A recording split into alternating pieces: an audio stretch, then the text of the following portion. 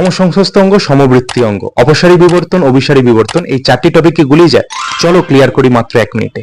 অপসারী বিবর্তন, একই পূর্বপুরুষ থেকে উৎপত্তি লাভ করা সত্ত্বেও ভিন্ন ভিন্ন পরিবেশে অভিযোজনের ফলে ভিন্ন ভিন্ন বৈশিষ্ট্য তৈরি হয়। যেমন তিমি, ঘোড়া, হাতি, মানুষ একই পূর্বপুরুষ থেকে উৎপত্তি লাভ করেছে। এবার তাহলে জেনে নেব অভিসারী বিবর্তন সম্পর্কে। ভিন্ন পূর্বপুরুষ থেকে উৎপত্তি লাভ করা সত্ত্বেও একই পরিবেশে অভিযোজনের কারণে এরা একই প্রকার কাজের বৈশিষ্ট্য লাভ করে। যেমন বাদুড় এবং পাখি একই প্রকার কাজ উড্ডয়নে গুরুত্বপূর্ণ ভূমিকা পালন করে। এই চারটি বিষয়ের মধ্যে সম্পর্কটা জলের মতন পরিষ্কার করে নেব একটা ছোট্ট ট্রিক্সের মাধ্যমে। ট্রিকটি হলো পূর্বপুরুষ ইজিক্যাল টু গঠন ও উৎপত্তি এবং পরিবেশ ইজিক্যাল টু কাজ। অর্থাৎ একই পূর্বপুরুষের গঠন এবং উৎপত্তি একই এবং আলাদা পূর্বপুরুষের গঠন এবং উৎপত্তি আলাদা। এর থেকে সহজেই বোঝা যায় যে অপসারী বিবর্তনের ফলে সমসংস্থ অঙ্গ এবং অভিসারী বিবর্তনের ফলে সমবৃত্তীয় অঙ্গ তৈরি হয়।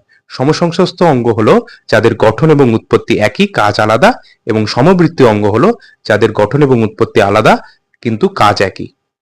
তাহলে তোমাদের পরীক্ষায় আর কখনোই ভুল হবে না। এই ধরনের বায়োলজি শর্টস পেতে হলে please do subscribe my YouTube channel and follow my Facebook page.